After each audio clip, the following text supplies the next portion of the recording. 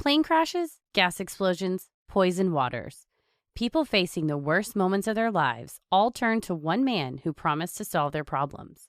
Then they watched his lavish lifestyle with his wife play out on their TVs every week, without knowing that the money paying for it all really belonged to them. This week's episode is Tom and Erika Girardi, the hustler and the housewife.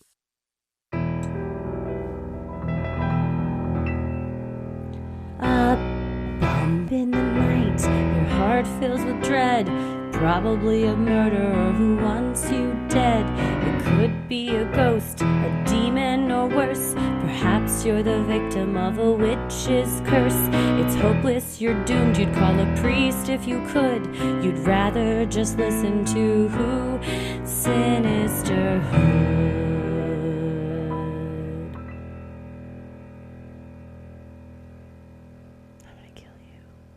You're in deep with the Housewives now. It's Here's what started as a joke.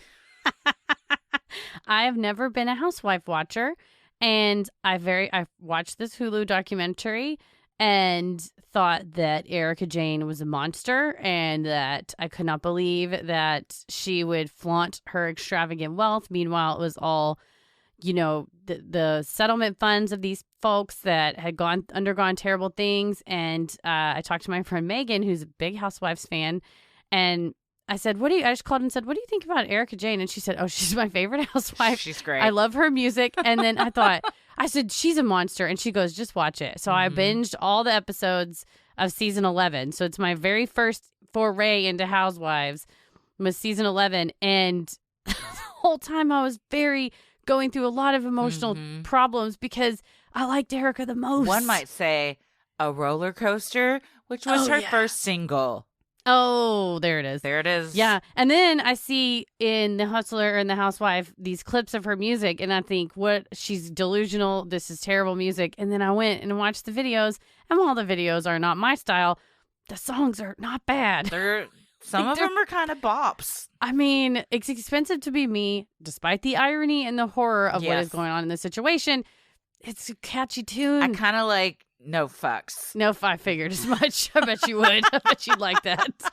I'm not surprised. But I did not consider myself a housewife person. And I thought, I'm going to just watch this for the show. And I got in deep. Yeah. I got in deep. There's a reason it's on season 11. And of 53 different franchises. Yeah. Oh, my God. Yes, that's just season 11, Beverly Hills. There's Atlanta. There's Dallas, which Salt I tried Lake to City, watch. Dallas. I've never seen the Dallas one. I hear it's not that great.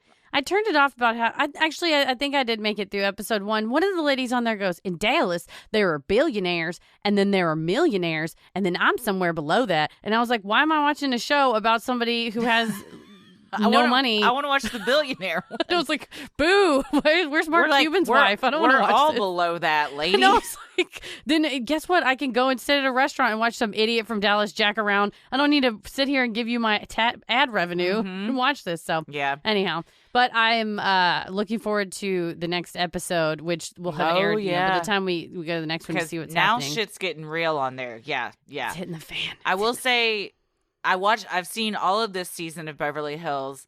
I've seen like one or two other seasons. And then I've seen several seasons of New Jersey, which shit gets wild on that one too. And there's the whole Teresa and Joe scandal on the New Jersey one is wild. And then was it the Salt Lake City woman who is also just been arrested for a phone scam? It's rampant. There's a lot we could do. And I'm sure there are podcasts out there that are just focused on the white-collar crimes committed by people that are on Bravo shows.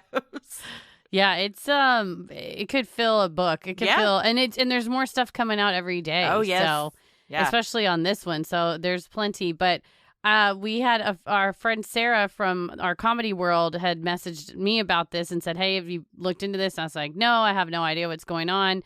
And then my our friends Maggie and my other friend Sarah Wyatt were over. That's what it was. And I was like, have y'all, they're huge Housewives fans. So they started talking about it and I was like, what is this? They're like, oh my gosh, it's such drama. You've got to cover it. So Sarah and Maggie and Sarah are my big Housewives go-to. Big Housewives fans. Yeah.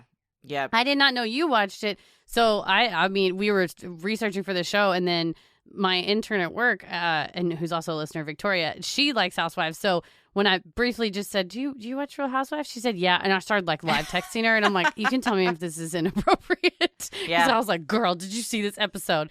And then of course, Megan, I feel like because one must ask oneself. I don't really watch reality shows. And so I wondered why it is so compelling to watch. And I think it is because there are no true, there's no true heroes. There's no true villains. I mean, in some cases there are people who are always the assholes, but as I was watching it, he came home from work and he was, not really paying attention. And I kept being like, did you hear what she just said? Oh my gosh. And it makes you want to talk about it. Mm-hmm. And I think that's the true draw of the reality show, the Housewives franchise, is because for me, I was watching it initially because I did want to see, okay, so we know how this story ends. Let's go back to season 11 episode 1 and see, what does she say about him? What does she, and she does, she's like, the pandemic was great, we had the most time bonding and getting closer. Did you know?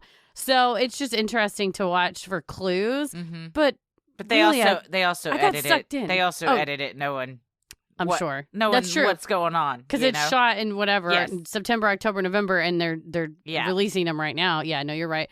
And so but I realized that, I really just want to talk about not just, and obviously Erica's like not even, she's 1/10 or whatever of the show. So getting into everybody else. So when you started watching, I was like, oh my gosh, tell me when you get to this part. That's what I'm saying. That's why I like reality TV. One, it's escapism, and you get to focus on somebody else's problems, and kind of, especially when it's these lavish, exorbitant wealth that few people have that and can experience it. To get to a glimpse into that world is interesting and exciting.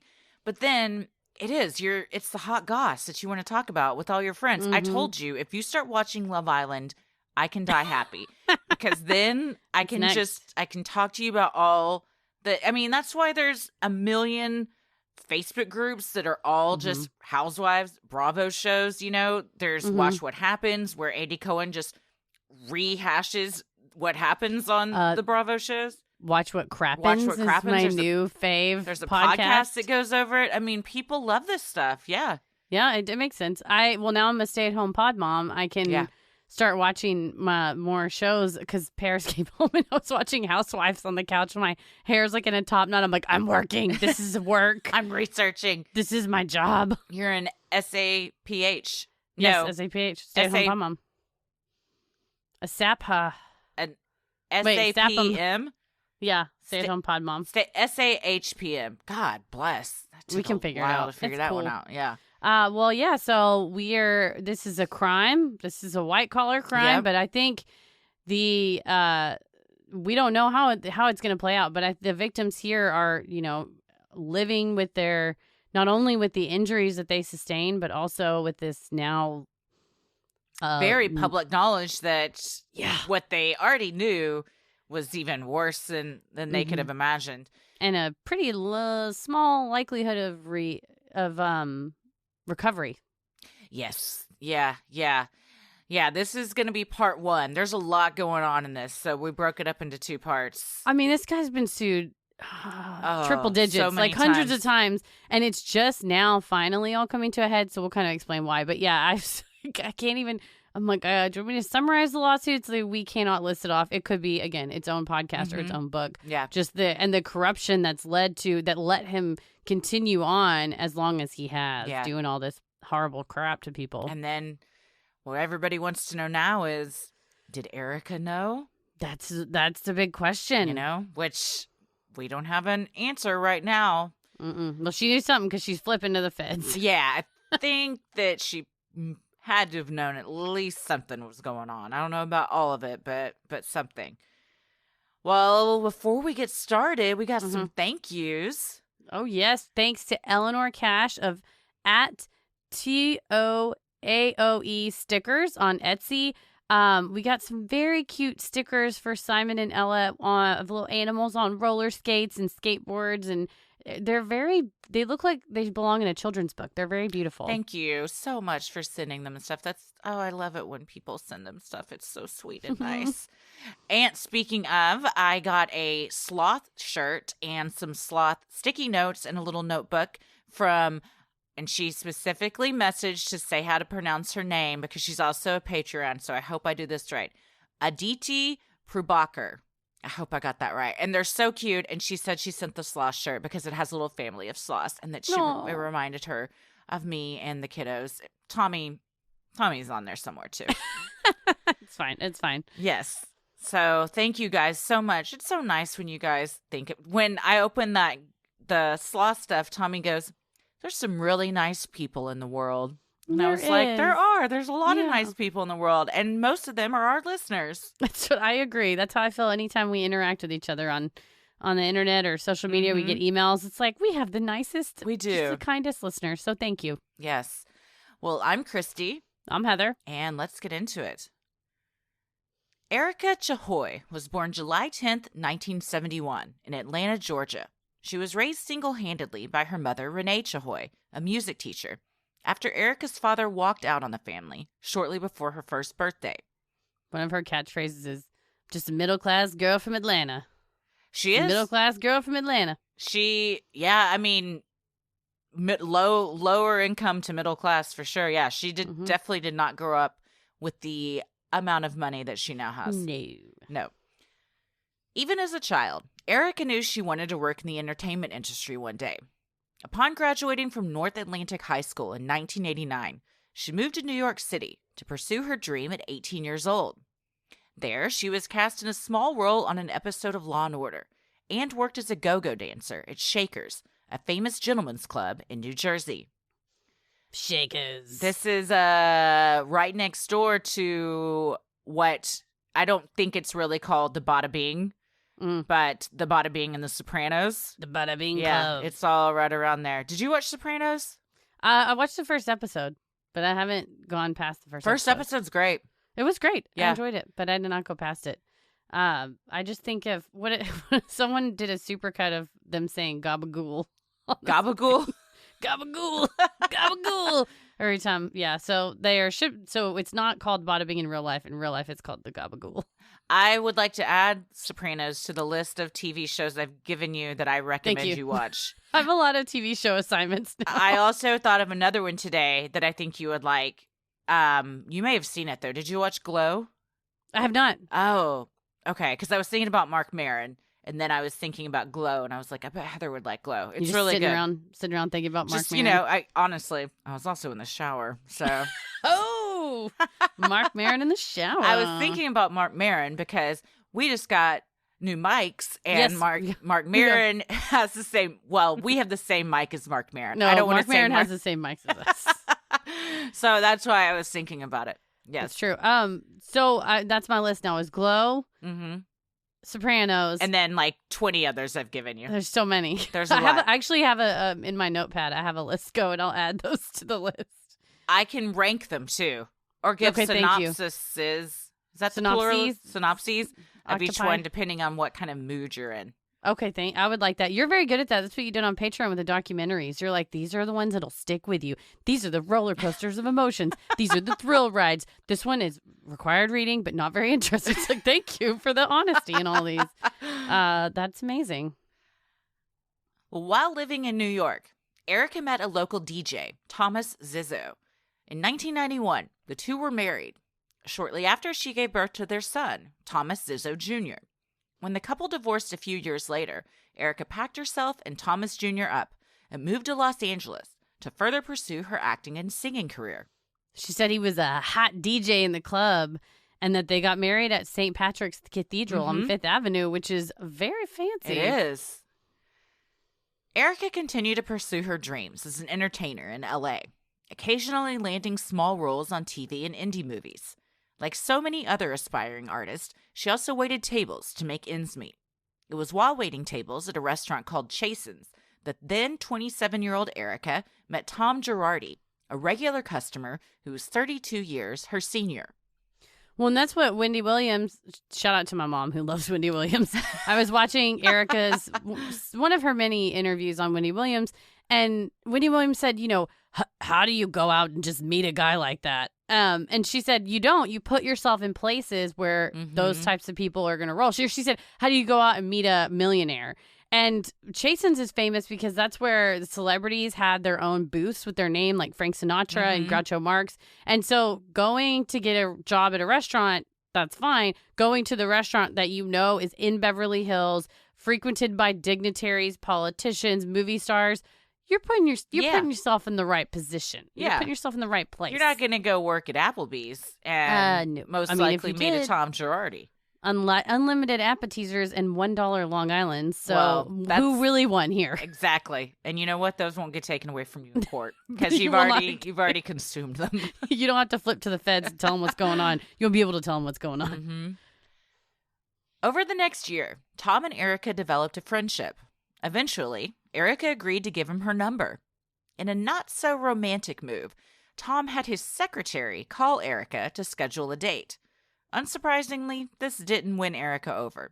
She recalled in her 2018 memoir, Pretty Mess, that she told his secretary, "Tell Mr. Girardi if he wants to take me out on a date, he needs to call me himself and ask me and give me enough time to prepare." She went on to say, "You know how men are, especially if they're successful. They expect you to drop everything right away. That's not how I work. I don't care who you are." And again, she said she came up to him at the restaurant and said, "I'm single, right? Mm-hmm. Here's my number." I mean, very forward. I like it. I know, man. She was, and then saying, "I'm not going to just drop." She said the secretary asked her to go out to dinner that night. And she said, "No, I'm not going to drop everything and go out that night." You got to figure out what you're going to wear. You got to get all dolled up and everything. She also said that because they were friends for a year while she was his server, that she got to meet everyone that he worked with. She met his whole family. He has 3 adult children. She's the same age as his youngest. And that she was familiar with everybody that, by the time they finally did start dating, that she said they had gone through all the small talk and, okay, well, now it's time to just get serious. They were already there. Yeah, she was his 3rd wife. Mm-hmm. So he'd been around the block. Have you ever asked a guy out? Have I? Ooh. Well, I mean, on Bumble, I had to make the first move on. That's how that app works. Bumble, right? You have to say the thing first. I mean, pretty forward. I'm trying to remember. Everything's a blur before I'm very Paris. forward, but I haven't. I did at the end while we were Bumble chatting. I told Paris, I don't check the notifications on here. I get too many of them. Here's my number. Nice flex. And then he texted me. There you go. So yeah. Yeah, I don't think I have. But then again, I also didn't. I think I've talked before, like how I didn't date a lot, really. Yeah, me neither. I always had just like a boyfriend. Yeah, I would just like be friends with someone, and then we'd all of a sudden like be same, be more than friends. Yep. It's like why are we gonna go look elsewhere? We're right here. It's fine. It's like you just picked the restaurant you're already in the parking lot of. Exactly. 6 months after they began dating, the two were married on January 7th, 2000, in the clubhouse of the country club they belonged to. According to the Hulu documentary, The Housewife and the Hustler, Tom asked a judge if he would officiate the wedding. He then grabbed an attorney he knew that was having a drink at the restaurant bar to act as their witness. They were married on the spot. No prenuptial agreement was signed. That's a bold move. Years later, in an interview with Andy Cohen, Erika commented on the surprising decision to not sign a prenup. "I'm married to a very powerful lawyer. A prenup wouldn't stand in his way anyway, so it doesn't matter whether you had one or didn't. It's going to be Tom's way, I assure you." I mean, she's not wrong. And then she also said in her memoir that they didn't really think they needed one at the time, which might be Tom didn't think he needed one at the time. I mean, he had money, but she's like, I had my car and a bunch of trash bags full of clothes that I mean, she didn't have anything. Why would she wouldn't ask for a prenup. He probably should have. Yeah. When you own a business, that's important to just, I mean, it gets all into in California. Their property laws are very different than Texas. And so one would think it's the prudent thing. But if you're also a high-powered attorney, I imagine you'd be like, take me to court. Let's see what happened. Like he knows his way around all that. And he'd been divorced before. Twice. Mm-hmm. And he was paying alimony, so maybe you should have got a prenup. While some balked at the age difference between the couple, it has never seemed to bother Erika. In her memoir, she wrote, Tom is 33 years older than me. It was always a bigger deal to everyone else than it was to either of us. All a couple really needs is to have the same life philosophy. If you see things the same way, then age, race, religion, none of that comes into play. I have a thirst for knowledge, and Tom has a wealth of it. He's a great mentor, a great teacher, and somebody I really admire. That kind of stuff is a powerful aphrodisiac. I can totally see that. Mm-hmm. Here's my question. And this is not throwing shade at anybody that is in a relationship. I mean, I'm 5 years older than Tommy, so yeah, I'm a cougar. I think when you meet and she's 27, what's 32 years or 33 plus 27 is 60? Mm-hmm. Is that right? Pulls up calculator. Neither one of us seemed confident in that. I literally had to use a calculator 60. today. Okay, I did it It's right. also Deuteronomy, the eternal God is your refuge. Thanks, Google. No thanks. I wasn't looking for that, but I had to use a calculator today to subtract 49 minus 36. Like, I cannot that's too hard. I Yeah, can't no, do math come in on. my head. So 60 and you know what? My argument just shit the bed. Because I was going to say, like, 60 and 27, that's still a big difference. But say you're, like, 45 and 25. Mm-hmm. You're still kind of close enough to where I could see that he's older, he's, like, successful, he's got this established career, it's really sexy and everything. But at some point, you're 47 and he's 82. Yeah, it takes a turn. And honestly, so I dated a guy that was 9 years, 9 months, almost 10 years older than me. And the age difference was not an issue at all because we had a lot of the same pop culture references because I liked Mr. Show in the state, and we had a lot of the same comedy likes, which I think is important, and the same in music and things like that because I have an older sister, so I also like the things that my older sister liked. But then I dated a person that was 13 years older. Whoa, and, really? I didn't know this. It was 1,000% like the sketch with Tim Heidecker on I Think You Should Leave, where he's like, you got any gazpacho soup? He's just like, you guys ever heard of this jazz band? Only it wasn't jazz music. It was like really obscure rock music. So so as much as you think that, oh, it'll all be so great when you say something like, oh my gosh, that guy climbed through the window like Ferguson on Clarissa Explains It All. And they're like, who? Yeah. You're like, God damn it. You don't know who fucking Clarissa Explains It All is. So it can, the lack of similar pop culture references, I think, can sometimes get in the way. And then, when on I Think You Should Leave and he's like, I just farts in the middle of the thing, like kind of different social norms. That one's so great. God, it's so good. He's in the so Colgate good. Comedy Hour. Don't you know? The Colgate Comedy Hour. Season 2 is coming out next week, and I'm so dying. excited. I'm so very excited. Was this guy that was the 13-year-old older than you the same guy that wore the duster? No, that was wasn't? the 10-year-older guy. He wore the duster and a hat. Dang. And to clarify, I did not date a 13-year-old. I dated a person 13 years older than me. I would like to make that delineation. That is a very important clarification. No. So yeah, so things come up, and then again, too, ideas of your future. Yeah. I'm gonna go to law school. Well, you could be a housewife, and I'm like, after I go to law school, okay. There's I want to spend hundreds and of thousands of well, dollars. I'm gonna be 50 then. I don't want to start being a dad at 50. I'll be dead by then. At some point, it's kind of the opposite of a 16-year-old dating a 20-year-old. Nope. Mm-hmm. But a 24-year-old dating a 28-year-old. Yeah. That's fine. Yeah. So it's kind of the opposite. Mm-hmm. But I think it can work. I think it can work absolutely in the right circumstances. It can work. I was very young, and so it was not. I was in my last year of Well, you were college. 1 and he was 13. So yeah, it was a really young relationship. Yeah, I couldn't talk. I shit my pants all the time. No, that was in college. Not that I couldn't talk or shit my pants. Or I did. Did you ever find that when you hung out with his friends that if it was you and then him and a group of friends, that it was even worse. Like you felt really like an outsider because you didn't get the references or just had different interests. Yeah, to an extent. Could be, yeah, to an extent. He didn't have that many friends. So it wasn't that big. So of it didn't come up. Yeah, but I imagine that might be a thing. Like one-on-one, I think it was might not opposite. be as Like big of a my deal. friends was like, "Oh, I don't get what you guys are talking about. Your friends are annoying." My favorite was he once said, "You don't even like Gypsy," and Gypsy's one of my absolute closest, bestest friends.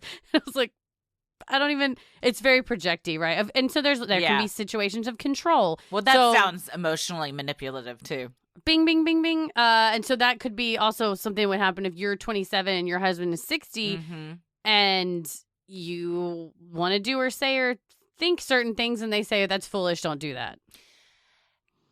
Especially when you're coming from nothing. And Tom grew up also, I mean, she says in her book, we kind of shared that we each came from like middle income families. Neither one of us grew up with a silver spoon in our mouths, but he developed a great amount of wealth. But with the age and then also having so much more money than you. Yeah. Power. Power dynamic. It's kind of a power imbalance there. And she said, she, in her cell phone, his name is listed as the boss. Because she's like, that's what he is. He's the boss. I mean, so if you kind of have that dynamic, then I feel like, and now she's kind of coming out and saying more now that, spoiler alert, she's filed for divorce, which we'll get into in the second one.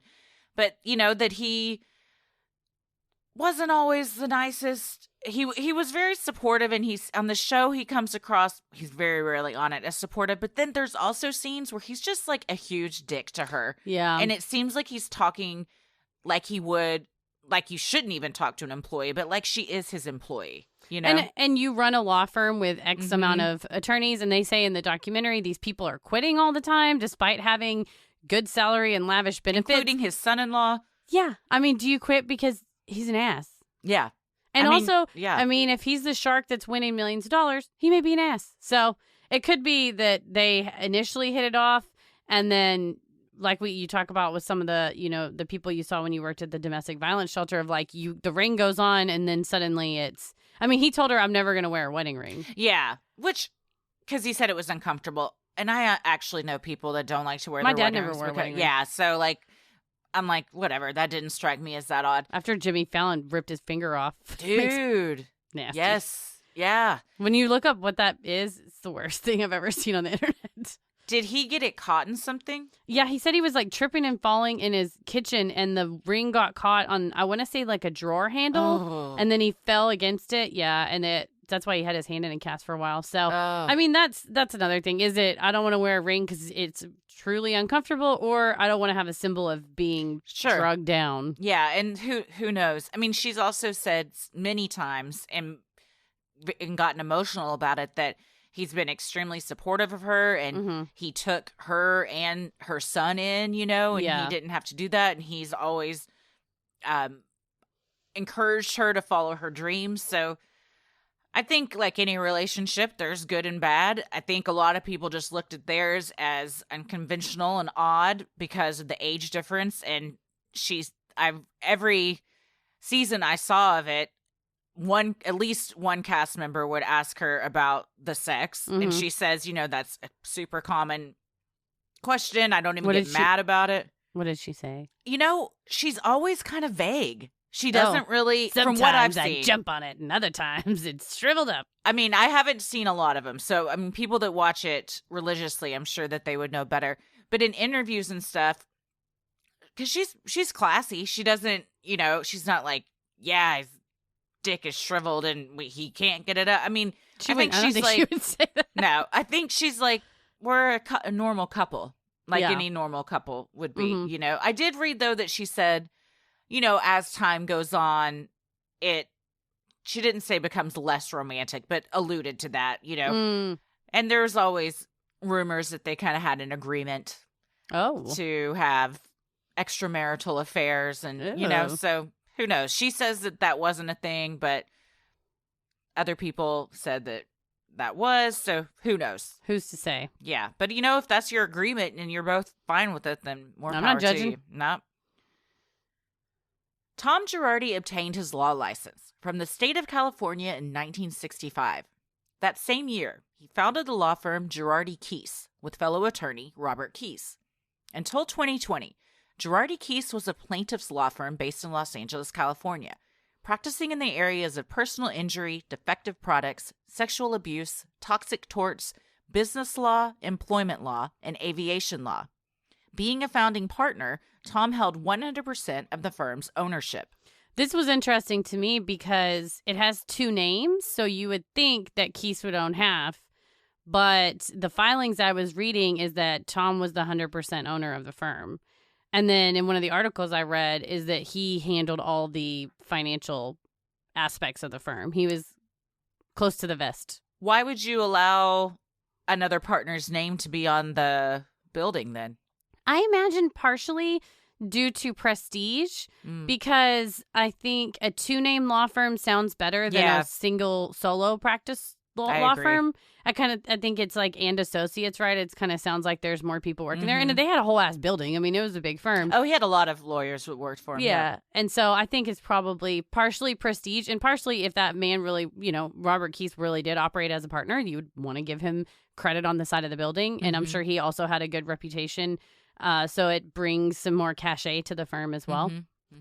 But yeah, that's the type of firm that if you're injured, that's the case they want. And you see those type of firms crop up because you say if you're injured, if you're injured by a defective product and they prove that the product's the thing that did it to you, then there are excessive damages you get beyond just getting compensated for the injury, right? So if you have to have a surgery that's $1,000 and a bunch of other medical stuff and it all totals $10,000, then usually your attorney is going to say, well, they also had pain and suffering. And a good rule of thumb is that 3 times medical damages is pain and suffering. So in addition to you paying $10,000 to the hospital for all of her surgeries, you also need to give her $30,000 just because you hurt her and you deserve to do that. So that's the kind of firm they are. And they get these type of firms are the ones that are getting big settlements. If you're in Texas, this is like Jim Adler is more of the Texas Hammer. He's more car accident, but it's the same idea. So this is an area of law where a lot of money is to be made. Usually, yeah, especially toxic torts. Because toxic torts is going to be, and we'll see one of the cases, is usually when there's an infection of groundwater and everyone is getting sick, or there's an area in Houston where I think a plastic water bottle plant was seeping into the ground. And the firm that can go in and get the most of those plaintiffs, then they can kind of run the litigation and they get, usually a plaintiff's attorney is going to take 33 to 40% of the victim's payout as the attorney fees. So on the good part of this type of lawyer is they don't charge you anything to sue, but they got to get paid somehow. And so they usually take it on contingency and say, we agree to recoup our costs and then also take 33 to 40%, depending on the agreement, of your winnings as our fee for taking the case. So if you got $30,000, then they're going to take, God bless America. What is 30? What is 30% of? How can I 10,000? No, that's 3%. Yeah, it would be 30%. So 33, right? So you'd say, okay, I'm going to take a third. So you would say, usually they recoup their costs as well. So they would also say, oh, and we paid to have this guy deposed, and we paid this expert to come in from New York, and they charge $350 an hour, and all that kind of stuff. So is there a chance you get nothing? No, there's always some. Well, in this case, yeah. Yeah, sure. They suck up all your money. But no, usually the idea is that the lawyer is there because the insurance company, most of the time it's insurance payouts, but sometimes it does come straight from the company's coffers, that their company is not going to pay any more than they have to. So the idea, and I think for whatever, I think there's kind of a bad label on plaintiff's attorneys that they're just ambulance chasers or they're frivolous lawsuits, whatever. On the flip side, seeing as I've seen, I know family members who've used plaintiff's attorneys, and they are very necessary because someone is acting how they shouldn't act, whether it's a car driver is being negligent, a company makes a product that injures people, a company seeps shit into the ground and it gives all these kids some type of horrible disease. I always think on 30 Rock when they said the Scheinhart wig company dumped stuff into the river and made all the kids turn orange. And so you want a lawyer that's going to say, no. We are going to need something more than just you paid their medical bills. This person can no longer have sex with their spouse, and that has a value on it. This person can no longer go throw the ball out in the backyard with their kid. That has a value on it. And going line item by line item and saying, you've stolen something from somebody. You've taken something from their lives, and you're going to pay for it. So in that respect, I think are there ambulance chasers? Of course. Are there unscrupulous attorneys? We're talking about one right now. Yeah. But I think on the whole, it's really important that we have this type of person. So on paper, Tom Girardi looks like a hero, right? Sure. We're going to go through some of his big cases. And when you go to the Trial Lawyers Association, there's videos of him and he's like, I fought for the little guy. And you want that type of person. You want that hero that movies are made about because they are the ones that are going to swoop in when somebody's getting crushed by a mean company that's not wanting to pay out. Yeah. And the company knows that they're... Oh, yeah. They're like, what are you going to do? Yeah. What are you going to do about it? Well, when there's enough people... Or even if there's just one lawyer, that's like every John Grisham book ever. Like one lawyer gave a shit and took him down. And so that's why they're there. That's why we're there as lawyers is to help people and, do podcasts. Early in his career, Tom established himself as one of the most successful attorneys in Los Angeles.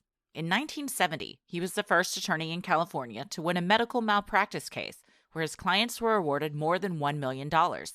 He developed a reputation for fighting for the underdog, taking on major corporations like Lockheed Martin, pharmaceutical giant Merck, and Pacific Gas and Electric Company, or PG&E.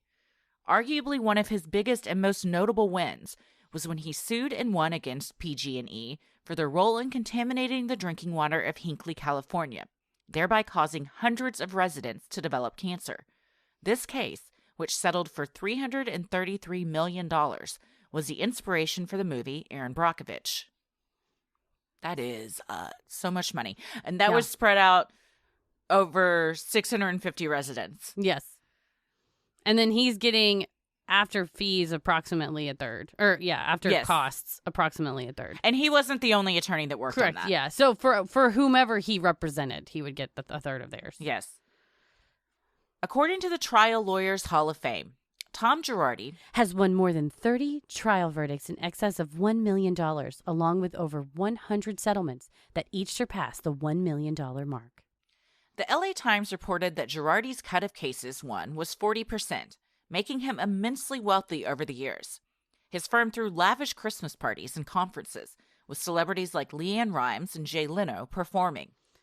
I mean, if you're working people that hard, trial law is a lot of long hours. You want to give them the perks to keep them around.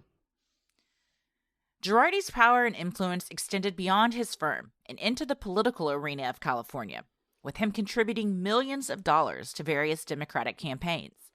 On the documentary The Housewife and the Hustler, attorney and former president of the LA County Bar Association, Brian Kobatek, told producers, he was the man that people went to who wanted to get appointed to the bench and become judges. He was the person that people who wanted to run for political office would go to and meet and talk to. To show Tom appreciation for his generous contributions, Governor Gavin Newsom gave Girardi an official role in appointing state judges in 2019, according to the LA Times. And isn't it Gavin Newsom that's on Andy Cohen? They put that clip and they ask who his favorite housewife is, and he says, Erika Girardi, because her husband gave me a bunch of money. Yes. Thumbs up. I love it. Tom Girardi. It's like, that doesn't play very well in hindsight. I'm sure he got millions from him. Yeah. Is that pretty common that a lawyer is given a role to appoint judges? Well, it would be, it's not uncommon. I think it's difficult because then if the judge was appointed by you, the opposing side may make the argument. If he's on a panel that, he's on a 3 or 4 person panel that appoints judges, that may be less. If he had the sole appointment power, then that might be more seemingly inappropriate. But yeah, if you appointed the judge and then you're in trial in that judge's courtroom, it's going to be real hard for that judge to be like, well, I'm sitting here because of you. But yeah, there seems like a conflict of interest there. Well, they're supposed to be fair and impartial. Sure. So are attorneys. Yeah, so is everybody. But it doesn't mean that they are. So, I mean, it's not uncommon. It's just I think that sort of sets you up as a currently practicing attorney. It would set up opposing counsel for an argument of this judge should recuse themselves. And I noticed in some future litigation, in the bar litigation particularly, two different, I think it was two different ones. I'll talk about it in the next one. But they recused themselves probably because they got appointed by him. Oh, well, that's at least they were honest. Yeah, I think it'd be, I mean, it's like you can hide it. Sure, it's public knowledge. Yes, yeah. Exactly. Sinisterhood will be right back. There's no one-size-fits-all solution when it comes to hair care. A product that works wonders for curls might make straight hair limp and greasy. I have mile-long hair, and the bottoms have been getting kind of crunchy, and I was in a great need of something that was going to moisturize, hydrate, and make my hair all shiny and beautiful again, and I found something. I did too. My hair, after you have babies, your hair changes a lot. Yeah, and you get like new hair growth, and it's a real weird thing.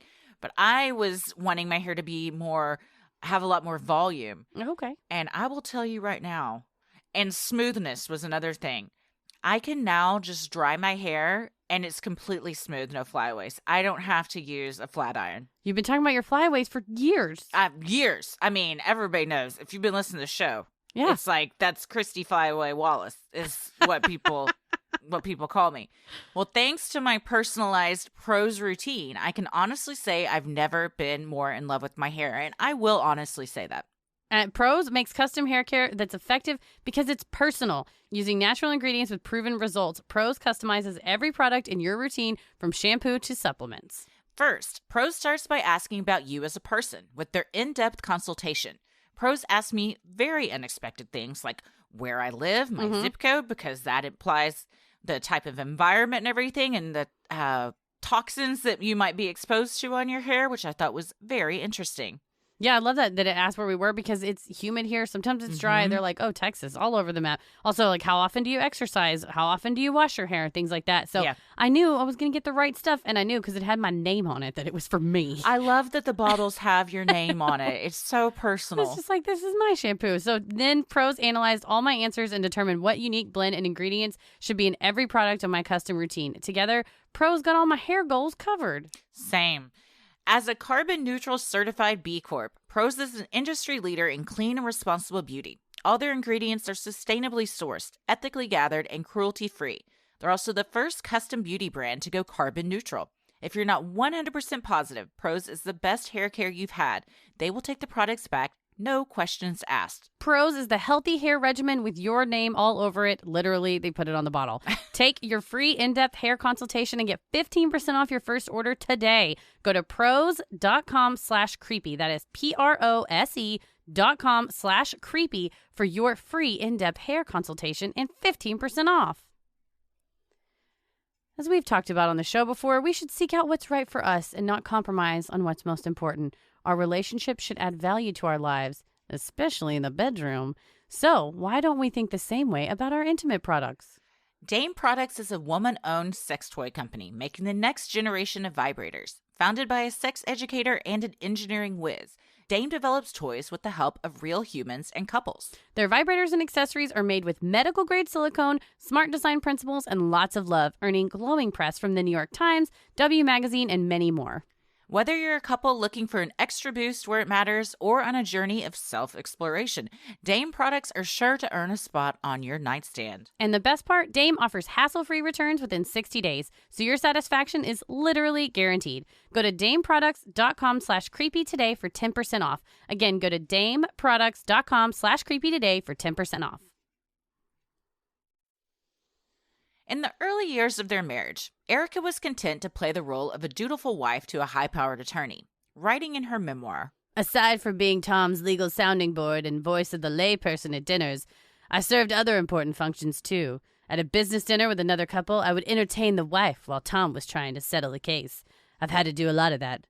Since Tom does so much business in social settings, my job as his wife is to help him close the deal. I'm also in charge of making sure that Tom's suits are laid out. His things are hung up in the closet and paired out. Each suit with a matching shirt and tie, as well as belts, socks, and shoes. I'm in charge of making sure that he has everything he needs. That he has his particular toothpaste and his particular cologne. To me, Yeah. that sounds like the job description of an assistant. Yeah. I mean, except for the entertaining the wife at the business dinner, but Sure. the matching of the clothes. Yeah. I mean, everybody has a different relationship with their spouse. That's true. Yeah. But yeah. I've never, Tommy, honestly, like, well, neither one of us have ever picked out something for the other one to wear. Was that weird? Because we went out this weekend and Paris was like, you should wear that dress. It's nice. And I did. No, And I don't think I it's looked weird. very cute. I try to wear a slobby outfit.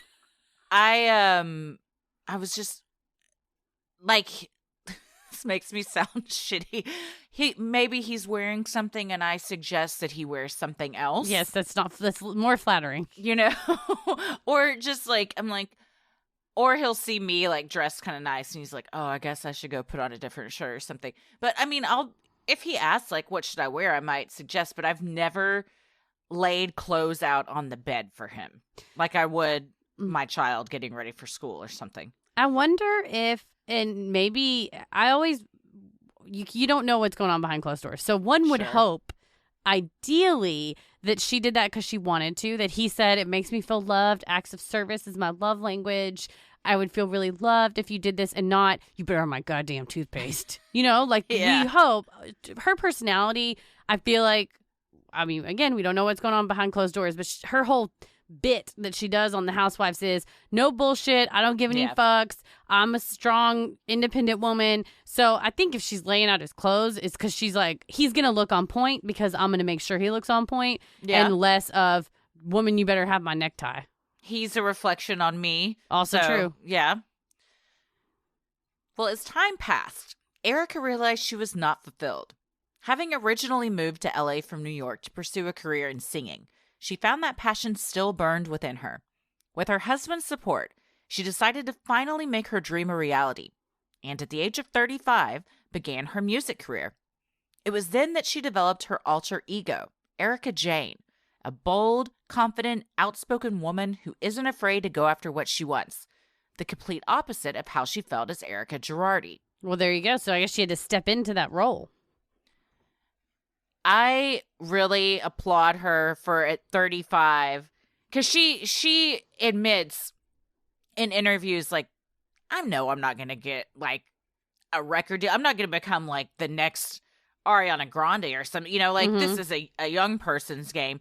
But she had always wanted to do it. She had a young son, and so she couldn't really do it, when she was younger. And then once he got a little older and she had the means to do it, she was like, I'm still going to do this. You know what? Go after it. If you have the means to do it, if you can hire all the producers and music video directors, go for it. Bankroll Now, it. the only thing is, if those means are coming from somewhere they shouldn't, That's when it's problematic. Yeah. On January 1st, 2007, her first single, Roller Coaster, was released, eventually reaching the #1 spot on the Billboard Hot Dance Club Play chart. In 2009, she released her first album, Pretty Mess, to mixed reviews. Later released hits include Expensive, Painkiller, and How Many Fucks.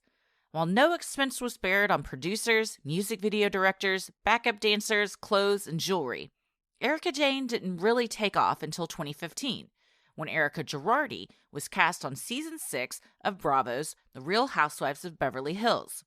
Subsequently, Erika Jayne gained a new legion of fans. Yeah, she said on Larry King they were at the Malibu mansion of the Hadids.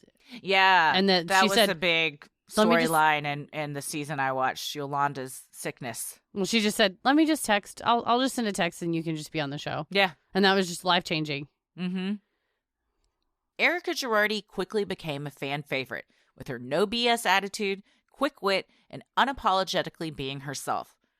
While she has had her share of tears and fights in the 7 seasons she's been on the show, she's better known for her stoic personality, rarely letting her castmates see her sweat, and rising above shade thrown her way. I think that's what drew me into her, is that she's witty. She's brutally honest. She, insofar as we see on the show, and truly does not seem to give a fuck. When everyone's getting riled up, she's kind of sitting there going, oh, okay, all right, do whatever you want to do.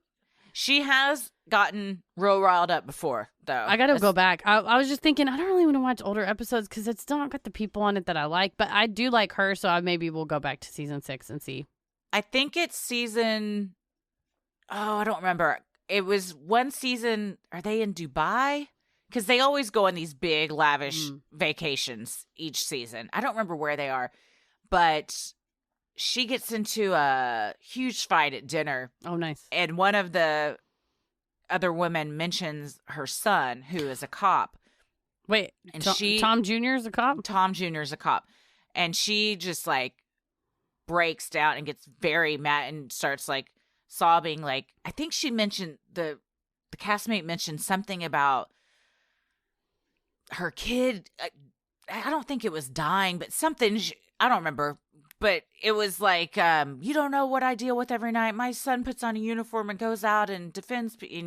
So it was like a moment where viewers don't normally see her like that because she is just like usually cool as a cucumber. But there's buttons that can be pushed that definitely get her riled up. But even on the season right now, when they're all in Tahoe and she knows she's about to file for divorce from her husband and all this shit's going on back in Beverly Hills, she doesn't mention anything. Not She's a just word. like, yeah. And I mean, and Kathy Hilton, who can we just, for a second. We need to stop the show. We got to talk about Kathy Hilton. Kathy Hilton is a national treasure. She's on another planet, and I love it. She is, I stan Kathy Hilton. I just adore her. And but can we go back to, I'm watching this, and they're like, Kathy, when she was a little girl, would do dental procedures on the kids in the neighborhood. And she's like, they didn't want me to do that, but I did it. And then she goes, I was quite a character. Well, I don't think they call that a criminal. They call that that's she was doing else. Dental procedures on the children in the So neighborhood. wild. Kathy Hilton, So wild. Paris Hilton's mom, for those of you, it took me a second to connect the dots.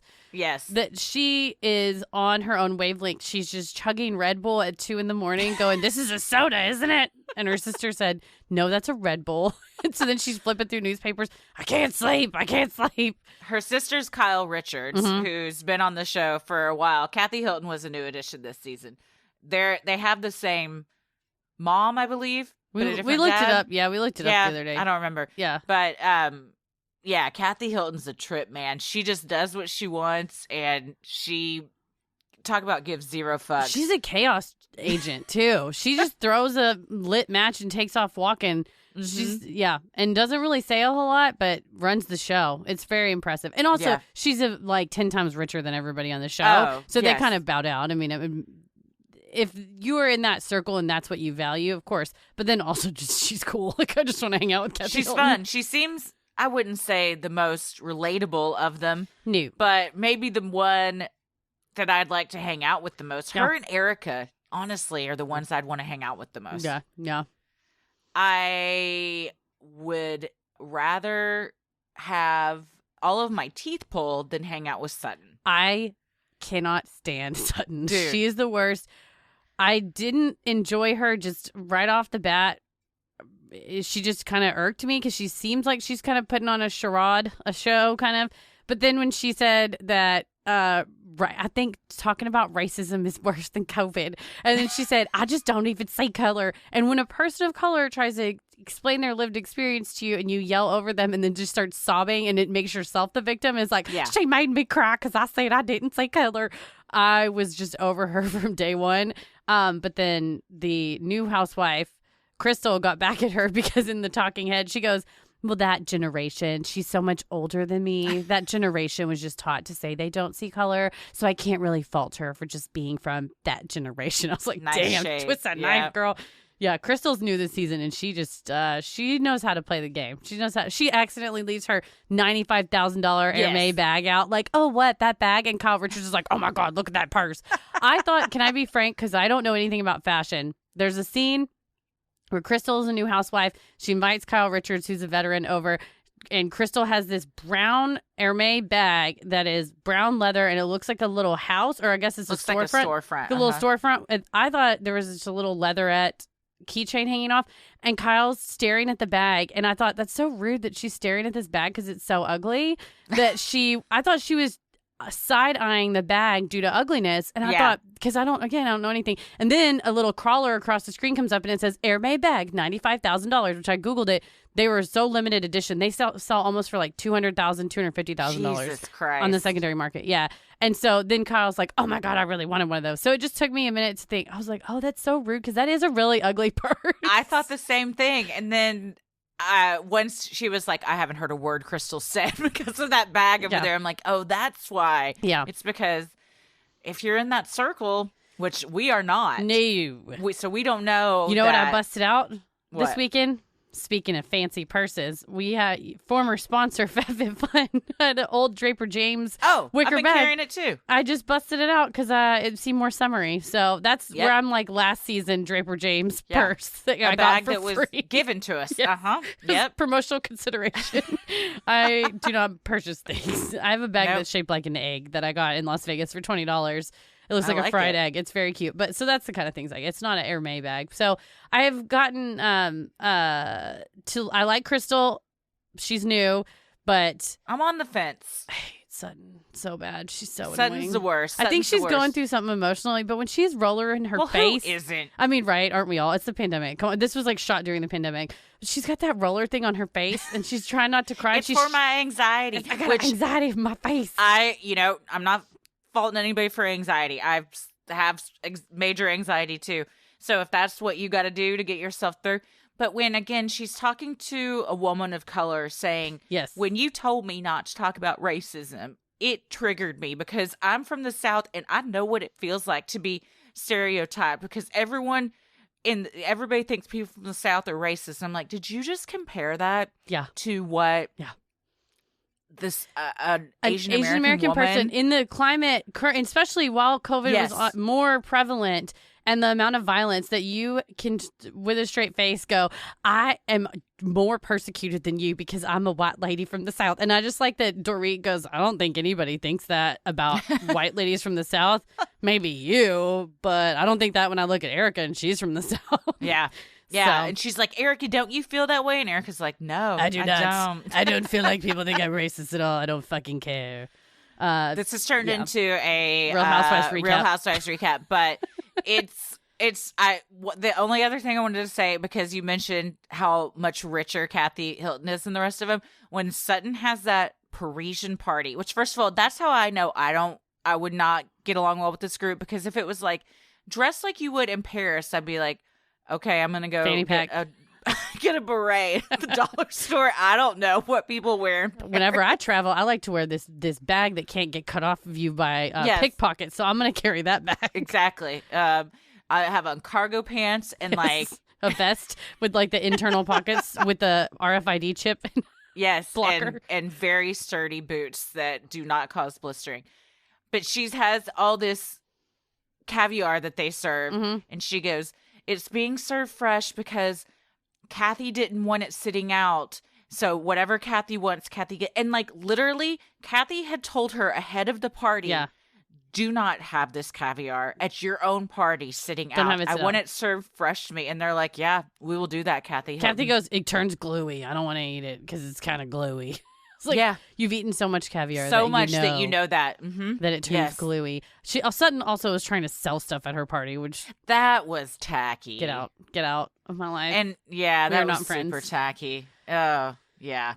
It's going to be our new separate podcast. Yes. Honestly, this will probably become something on Patreon where we discuss the Real Housewives on a weekly basis or something. I'm into it. Yes, for sure. While her husband Tom has only made a few appearances on the show due to his demanding job, he and Erika's lavish lifestyle and exorbitant wealth have been on full display. A sprawling Pasadena mansion, Lamborghinis, 2 private planes, exotic vacations, $100,000 handbags, and millions of dollars worth of clothes and jewelry have been typical living for the Girardis. Erika, who grew up relatively poor, doesn't mince words about her riches, famously quipping in an episode of Real Housewives, Being poor sucks and being rich is a lot better. I mean, is that accurate? Yes. I don't know, because, I mean, maybe, but also, like, I think with this show, every season, and I mean, I don't even know how many franchises there are. There's so many. Mm-hmm. It's a real good example of how money doesn't solve all your problems. Indeed. And in fact, it creates a lot more for you a lot of the time. Some of them went to jail because of the money problems. Several have gone to jail. Yep. Yeah. And it's also this constant state of feeling competition and like you have to keep up with the Joneses. It seems exhausting. Yeah. I texted you when you said we were talking about this off the air, and I said I just recently watched the A&E biography of Jeff Foxworthy. And I think what that proves is it's not even money. It is the scene, trying to be on the scene. And he lives in Atlanta and he has more money than all these people. Probably not more than Kathy Hilton, but maybe close. And lives on a farm in Atlanta and hangs out with his friends from high school. His manager is his best friend from 7th grade. He goes to church. I love that. I know. He goes and ministers at a homeless shelter. You know, he raised his kids. He was home. You know, so what do you prioritize, right? You get to make money because you get to do what you love, which is to make people laugh, and then you prioritize your family. He said, "Oh, I'm a dad and a husband before anything else." Well, it's like if you're thinking, "Well, I'm a TV personality, so I have to do whatever it takes to just maintain this lifestyle, and I have to make sure whether it's Tom or Erika or anybody on any show going." Okay, no matter at what cost, even if we have to do crime, we have to make sure that we have the best mansion, the best clothes. She has to have the best makeup artist. So prioritizing the wrong thing, I think, is this brings that out in people, is saying we have to keep up with everybody else. I would feel like I would never be able to tell if someone liked me for me, you know, or I'd feel always judged. Like if I didn't have the newest handbag or I wore a pair of shoes that weren't expensive enough, that everyone's looking down on that. Like everything's so surface. Yeah, it's all very, what's the word I'm looking for? Superficial. Yeah. Real superficial. While viewers couldn't get enough of the drama and millionaire lifestyle, not everyone was so fond of Tom flaunting his wealth. In The Housewife and the Hustler, Brian Kabatek recalled how he felt. We represent people who are victimized by big corporations and rich people. And here you're putting out that you're super wealthy and that you're basically the man. We sue the man. You don't want to be the man. And he's showing people that he's the man. For the Girardis, however, it appeared that the pros of luxury living outweighed the cons of Tom's clients being potentially bothered. That has got to be a real slap in the face to, as we'll see, while all of this is going on TV and coming out weekly, a lot of his clients are sitting at home wondering where their settlement checks are. Yep. Because they got 90% of their body burned in an explosion at their house, and, you know, their family died in a plane crash. And you're like, where is my money? And then you watch his wife spending $40,000 a month on her glam squad. Yes. She has a creative director for her life. God, what a job. Is that the guy in the Mikey? episodes that... Is that... Yes. That kind of when she moves, reorganizes her closet and everything? He says we'll make one bedroom your shoe and accessory closet, and one bedroom we'll make into your regular closet, and we'll have it all separate and all organized. And she's had to move in this tiny house and still has all of this stuff that was bought with theoretically ill-gotten gains. And she has an assistant also. And a makeup artist and a hair person that travels with her. Yeah. That's how you spend $40,000 a month, is you have a whole payroll of people. That's wild. She confirmed that on Wendy Williams. Wendy Williams said, you look so beautiful. You're telling me this is $40,000 a month. And she said, well, it's all about hair, makeup, and wardrobe. And so that's where the money all goes, is the people that are in charge of that. They're not cheap. So I had to pay them. That's a salary for a lot of people. Per month, yeah. I mean, it's 4 people's salaries. If she's paying a hair, makeup assistant. No, I'm saying $40,000 a year is a salary for a lot of people. Yeah. So she's spending that in 1 month. Yes, on a glam squad. I mean, she's creating jobs. Let's just go there. Let's say Erika Jayne is a job creator. Sure. She's got 4 employees. But I also wonder, I mean, I guess it's for filming. But I don't know. I don't know how the Bravo stuff works. And if you have to do that kind of stuff yourself, or if they have hair and makeup on set that does it for you, you might, even if they do, you might like trust your people better. Well, when they went to Tahoe, everybody was doing their own faces. You could tell. That's true. Yes, they were. Yeah. Oh, and they were real tossed that they had to carry their own luggage up 4 fucking stairs. Crystal literally says, this is unacceptable. You're in a free girl Tahoe mansion. A huge, like, amazing mansion that you did not pay, that probably none of you paid for. No, the show paid for Lisa, it. like, invited everybody, but Yeah. I imagine, the show probably paid for it. Good Lord. Yeah. This is unacceptable.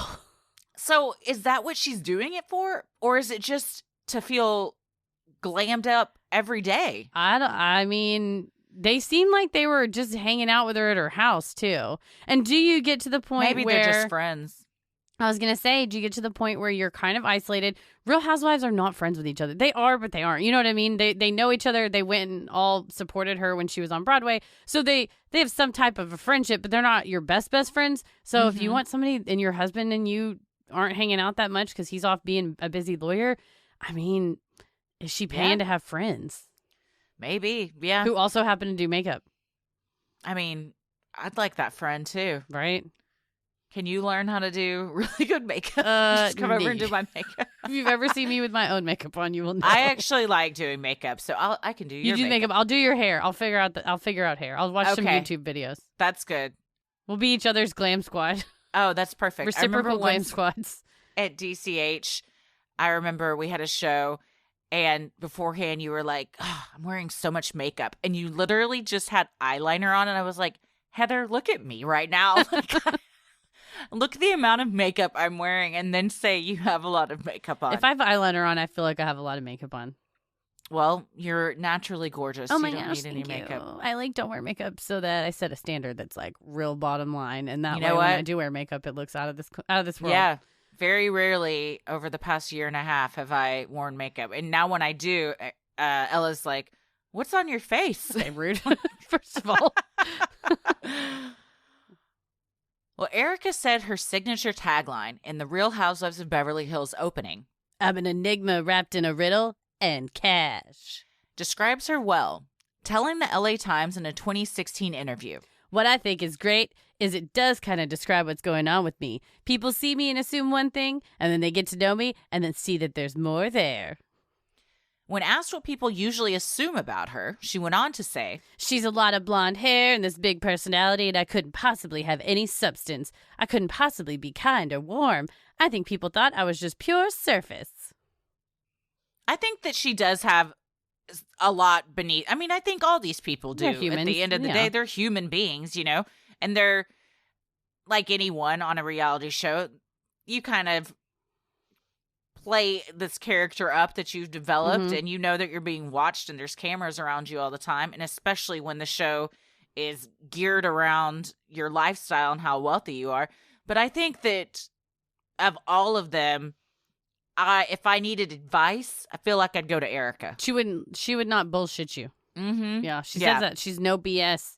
And when you see her in interviews, she does have a different affectation. She speaks a little bit differently. She's on when she's on Real Housewives. When she comes rolling in and is like, I rubbed a bunch of THC oil on my vagina. And you're like, what is happening right now? And she's like, I'm rolling. I want to drink a toddy and get crazy. And you're like, okay, then. Who knows how much they've also been indulging before those cameras That's start true. rolling. Getting lit up. So, yeah. and then when you see her in interviews and she's really humble, and she said she got really emotional when she talked about the other castmates coming to support her when she was on Broadway. So everyone contains multitudes. I think it's easy to write off a show, to see a reality show and write it off and say, you know, they're all just a bunch of blah, blah, blah, you know, idiots, whatever. They suck. They're trash, whatever. When in reality, they're human beings. They probably are playing a part. But I think we've seen with this, there's been a lot of tragedy throughout the Real Housewives franchise. Love Island has had tragedy where that the clashing between your on-screen persona and that little gummy bear inside of who you really are, and people want to chomp up the on-screen persona, not understanding that there's a sweet little gummy bear in all of us. And you have to be kind. Even if somebody's putting themselves out there on a show, they still... If I could, what did Tara read? I was just watching this YouTube video of celebrities who regret plastic surgery that they've had, and it was a Watch Mojo where it's celebrities who've given interviews who've said, oh, I really regret having this. And one was Tara Reid, and people have criticized her body a ton. And she said that, like, I'm a human. If you cut me, I bleed. I hear these things. I internalize them. It's really hard. I know what regrets I have. So for any of these people, even if they're in the public eye, it doesn't make anybody impervious to hurt feelings or broken hearts. No. So as much as she does have that, I don't give a fuck, you guys, do whatever you want, she still is, at the end of the day, a human being. Yeah. Is she a human being that participated in a mass scam to steal money from people? We don't know. That's the question. What plastic surgery did Tara Reid regret? Her breast implants. Boob job? Yeah. She was like, and then she had, I think, something like on her torso, too. Tummy tuck or something like that, like went awry. Yeah. Yeah. Sinisterhood will be right back. We know the story of boy meets girl, but what about girl meets girl? Or maybe boy meets girl and they meet another girl? With Dipsea, the stories continue beyond the meet cute. Come hear what happens behind closed doors. Dipsea is an audio app full of short, sexy stories designed to turn you on. Each Dipsea audio story features characters that feel like real people and immersive scenarios, so you feel like you're right there. Listen to stories about hooking up with your hometown crush you never made a move on, or that coworker you always had a little thing for, or maybe a story that puts you in bed with someone who's telling you exactly what they'd like to do to you. They release new content every week, so there's always more to explore, no matter who you're into or what turns you on. And if you need to wind down, Dipsea also has wellness sessions, sensual bedtime stories, and soundscapes to help you relax before you drift off. For Sinisterhood listeners, Dipsea is offering an extended 30-day free trial when you go to dipseastories.com/creepy. That's 30 days of full access for free when you go to DIPSEA stories.com/creepy. dipseastories.com/creepy. By now, pretty much everyone has heard of CBD, and if there was ever a time to get started with CBD, it's now. What both scientists and those who use CBD regularly know is that it helps with daily stresses, but you have to use a quality product to get quality results. Charlotte's Web hemp extracts are tested 20 plus times from seed to final product. Unlike many companies, Charlotte's Web has their own proprietary hemp genetics, so the end products are consistent, meaning you know what to expect from each bottle. And they're a mission-driven B Corp, which just means that they promise to help the planet and humanity and all that good stuff. My eczema has been wrecked, but I luckily have my CBD Medic eczema ointment that helps with my flaky skin and itching and gives me all the relief I'm looking for. I am all about that chocolate mint hemp oil. Just put a little dropper on your tongue and it really helps with my sleep. I've been having a lot of trouble sleeping lately, and it really helps you get a sound night's sleep. You know what I love for my sleep is those sleep gummies. We're going to get you some of those, too. Go to charlottesweb.com to get started with the OG CBD brand who kicked off this whole CBD craze, and use code CREEPY at checkout to save 15% off your order. This code works on all CBD products besides bulk bundles. That's charlottesweb.com. Use code CREEPY to save 15% on your order today. 5 years before Erika Jayne was cast on The Real Housewives of Beverly Hills, on September 9th, 2010, 19-year-old Joseph Rui Gomez was sitting on his couch with his girlfriend at their home in San Bruno, California. In the documentary The Housewife and the Hustler, Rui Gomez recalled how he heard a loud rumble, felt his home shake, and within seconds was engulfed in flames. It would later be discovered that a faulty gas pipeline laid by PG&E had burst. The massive explosion destroyed 38 homes, injured 58 people, and killed 8, including Joseph's girlfriend. Joseph survived, but over 90% of his body was burned, causing severe external and internal injuries. This footage. Heartbreaking. Oh, man. And scary. It's your worst nightmare. So scary. You hear a rumble and you think, oh, it's an earthquake. And then you're there. He said that he ran one way, the girlfriend ran the other way. He was inhaling flames. So he was breathing fire down into his lungs. Oh, my gosh. And the footage of all the houses in flames. I mean, it is. And then afterwards, it's laid flat. Yeah. There's nothing left. Yeah. Oh, it leveled the entire neighborhood. Mm-hmm. Yeah. Yeah. And he said he somehow found the back door in all the fire and smoke, went outside. Next thing he knows, he's in an ambulance and they're putting oxygen on his face. He has no idea where his girlfriend is. And then she was later found in the shed of their neighbor. Yeah. she had probably gone in there to try and get away from the flames and passed away. Well, and at some point, it's just an enormous fireball everywhere you run. Yeah. You can't really even get away from it. Yeah. A family friend of the Rui Gomez family, who worked in the legal field, suggested they hire Tom Girardi to represent them in their case against PG&E. On the documentary, Jamie Rui Gomez, Joe's sister, recalled how confident they were in Girardi and how he was a calming and reassuring presence for the family. Joe's mother, Kathy, said the family was ready to go to trial to fight when Girardi told them he had settled their case for $11.5 million. And Joseph was going to have, this wasn't going to end soon. So, No. Is $10 million, is $11.5 million is enough? Did you want to go to trial and try to get $20 million? If it's a bird in the hand is worth two in the bush, for all respects, that seems reasonable. So here's my question. It seemed on the documentary that they were very surprised the case had been settled. Like, they showed up and he just said, oh, we're not going to trial. I settled your case. Yeah. Is that normal, or wouldn't your attorney give you a heads up that this is what's going to happen? In my opinion, as a practicing lawyer, your client is your boss. That your job, my job for any of my clients is to say, here's, based upon the facts you have given me, here are your rights. Here are the 3 strategies or 2 or 10 strategies we could go with. If this, it's very much like if this, then what, right? So like if we pursue this, this is the possible outcome. The likelihood is, 50% that this will work out. If we do this other thing, here's the other possible outcome. I'm going to tell you, I really think you should go with plan A. I think that's going to be the best bet for everybody.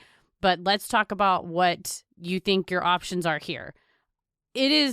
Makes my ass twitch to think that you call your client and go, no, this is what I did. Fuck yourself. Like, this is what I did. I don't care what you think. Could you sue him for, I don't know if it's breach of contract or something, but basically, like, you just making a decision like that without consulting you? Yeah, you can always make a bar complaint about someone and say they didn't protect my rights. I didn't feel like they protected my rights. There's a certain amount of discretion that you have as a practicing attorney that if the bar reviews what you did and says, well, he didn't, it's reasonable approximately about what they would have gotten, yada, yada. To me, that's failure to communicate with your client, which is there's like the model rules that the American Bar Association promulgated. And then each state has their own attorney ethics rules. And it's it's in the one. So it's like the chapter 1 and it's rule 1.1, 1.2, 1.3. It's like 1.5 or 1.6 is like, you have to update your client about their case and communicate with them and maintain an open channel of communication. So to me, if you make a decision, a massive decision, like we are not going to go to trial, we are going to settle your case without telling your client, that to me is a breach of your ethical duty to communicate with your client. I'm not a practicing attorney in California, but to me, that says that's somebody who thinks they know better than the client. And listen, we're attorneys. We do know better than you, but it's also your fucking life. So The idea is not that I'm here you're not my little puppet and I'm going to say, well, I know for a fact we're going to get $12 million. So I'm going to settle it so that I can make sure I get my 33 or 40% of this $12 million. My job is to say, what course of action do you want to take? I have advised you of all your rights. I've advised you of what I think is the best course of action. I'm here to listen to you. And so at the very least, that's failing to communicate with your client. That was my second question. Knowing what we know about him and what he's done, is he settling the case perhaps because it is guaranteed money and he doesn't know how much he would get if he goes to trial, and plus he's getting it sooner than having to wait for trial? Yeah, and there is something to be said for settling a case. It's not wrong that he settled the case. And it sounds like this is, when the family's interviewed, they're happy with this amount. It wasn't like he settled for, some tiny ass amount, but I'm sure that factors into it. And that's something that you would then tell your client. You would say, I highly, highly recommend that we settle because it's going to be extremely expensive to litigate this case. It's going to come out of your pocket too, client, because this is a contingency fee case. So I'm going to have to burden the cost. You're going to have to then reimburse me for those costs. But we're going to have civil engineers come out. We're going to have people that are experts in laying pipe, experts in laying pipe, but experts in manufacturing pipe, experts in maintaining pipe. So you're going to have a ton of discovery. It's going to be years long. So you just tell them that. You explain it to them and say, At the end of the day, you may end up with approximately the same amount of money, or you may end up with $15 million, but with $3 more million of costs that's going to come out of your pocket. So you're going to end up with 12. So you just get $12 million now, and you don't even have to fuck with all that. Just tell them that. Yeah. Just explain, this is why I think we should do what we're going to do, and not just, I have done the following. You're welcome. That's wild. Yeah. Yeah. Joe knew he had a lifetime of pain and surgeries ahead of him, and told the documentarians he was pleased with the amount Girardi had secured. Tom told the family it would take several months before the money was available.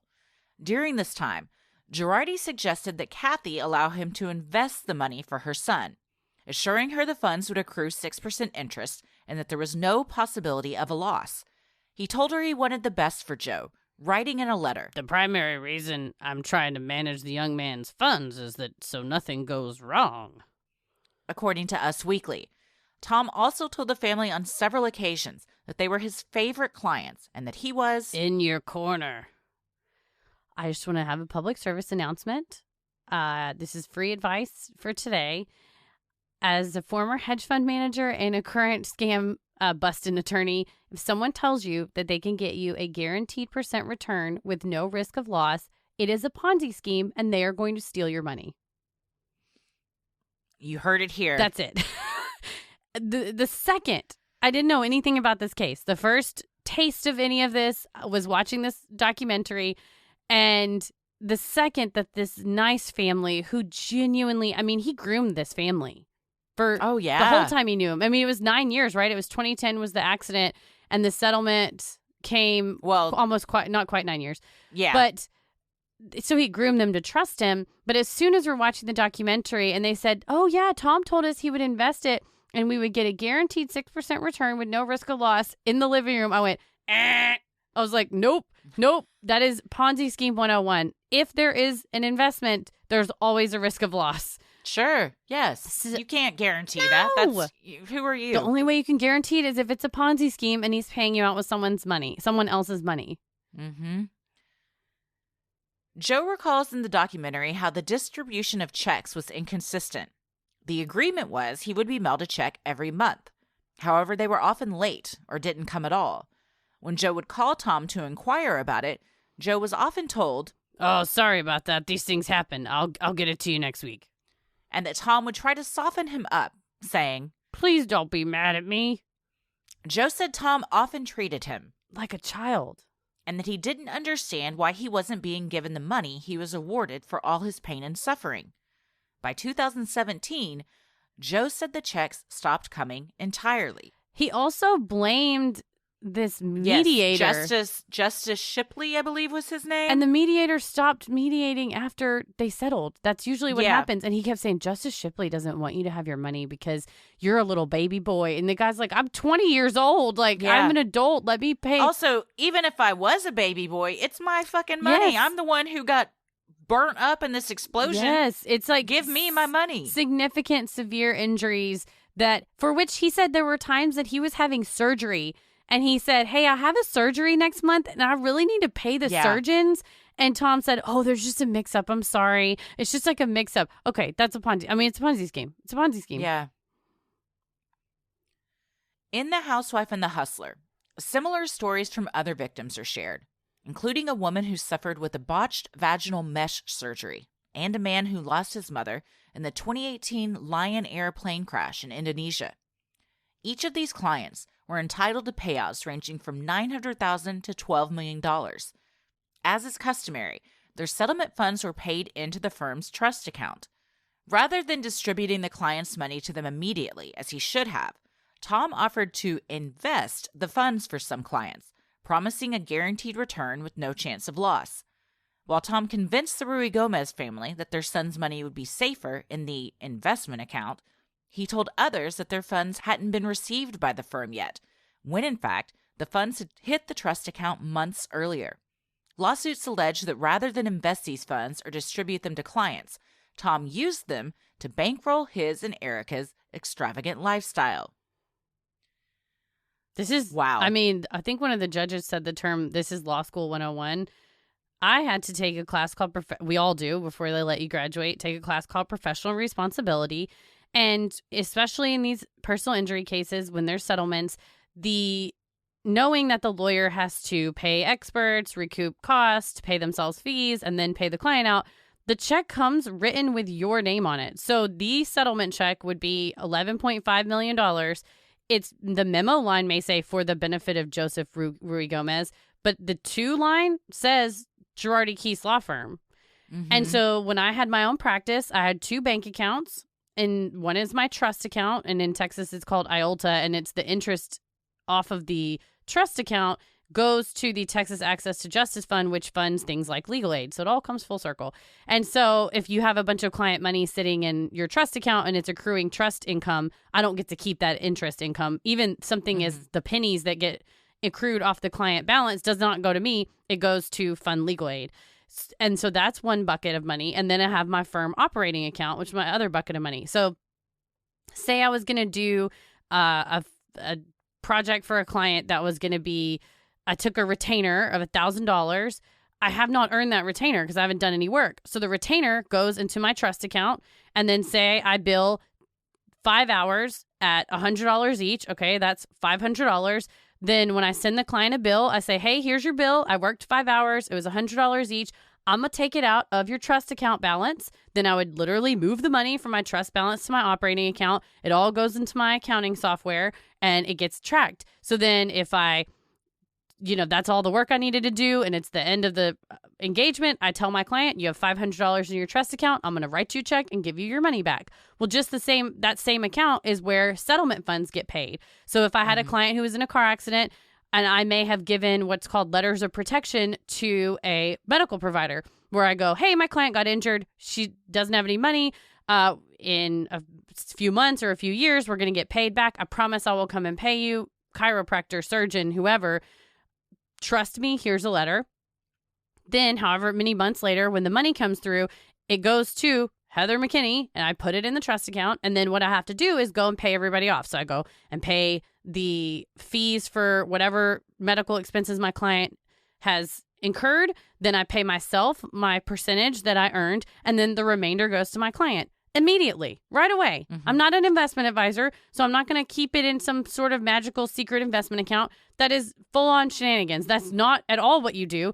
And for damn sure, if you take either a settlement amount or a retainer amount that you didn't earn, you don't use your trust account as your piggy bank. That's not your money. Right. From day one, they tell you in law school, it's not your fucking money. It's not your money. That's like the worst thing you could do as a lawyer. I mean, besides maybe murder your client or attack them physically. Yeah. Yeah. I mean, it's the fundamental thing about a job like being a lawyer is that we are trusted. It's the same as if you're an investment advisor and you're a fiduciary. You're trusted with somebody's whole entire life. You're trusted with all their money. So like whether it's Tom Girardi or Bernie Madoff, you're trusted with the utmost care and duty to your clients. And then you turn around and use it like a piggy bank. It's the ultimate betrayal. Especially when these are, you're at your most vulnerable. Yes.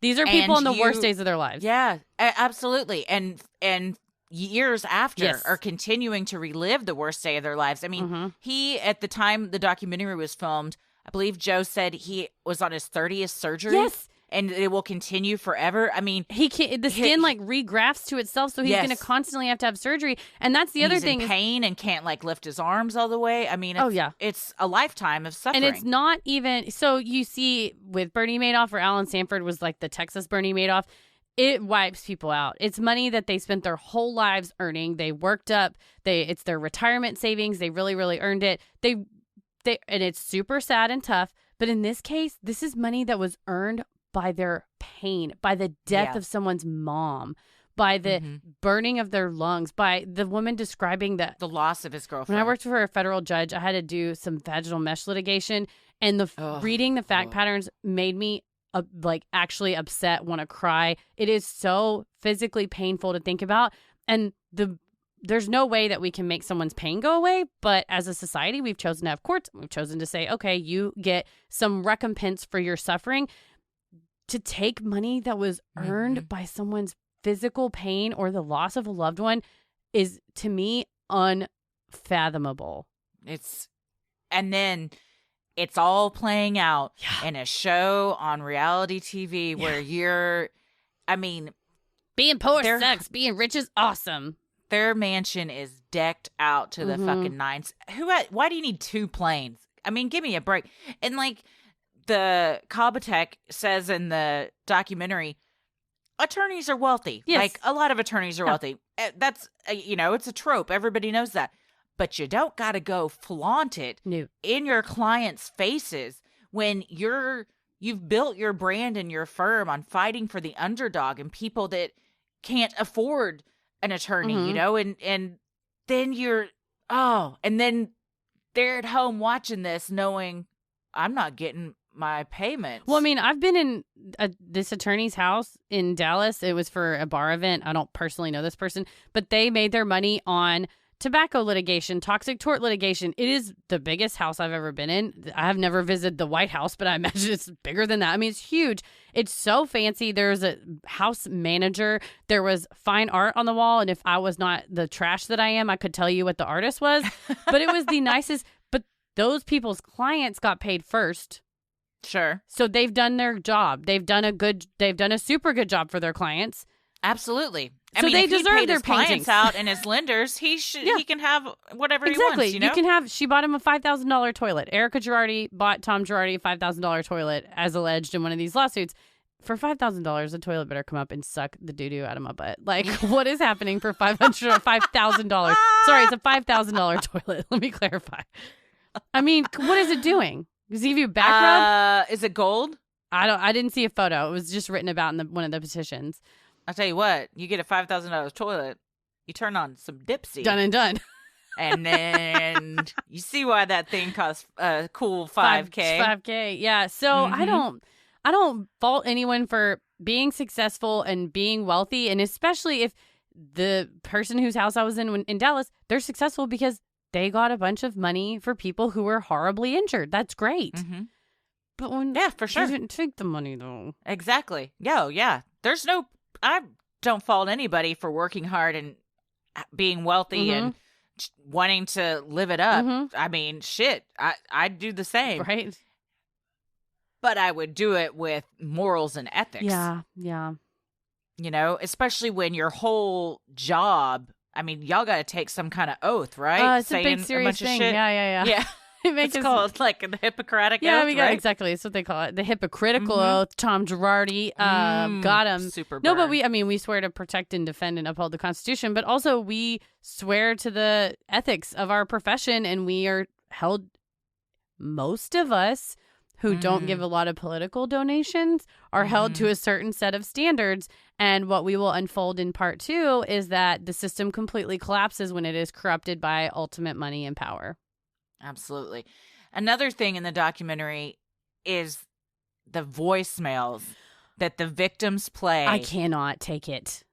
Of him fully knowing what he's doing. Yes. And leaving these voicemails.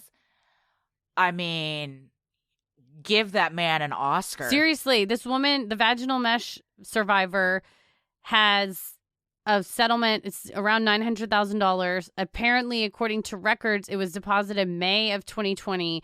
And she has a voicemail from him from August of 2020 saying, "I'm so sorry your check is taking so long. I just don't want you to be mad at me. I'm on your side. You're one of my favorite clients. I just really," when we hear, the whole question is, did Erika know and what did she know and when? Hearing how emotionally manipulative he is with these clients, God only knows what he's like at home. Please don't be mad at me. Meanwhile, on the flip side, he's literally stealing, allegedly, according to lawsuits, from their very pockets. And you hear him on a call being able to, with a straight face, say, "I don't know what's taking so long with your money. You spend it on fucking jet fuel for one of your 2 private jets?" Oh, man. Yeah, I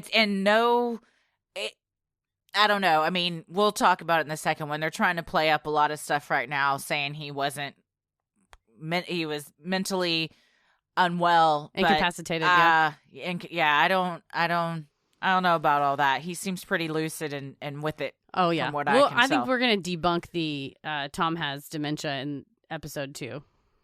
So my question is then,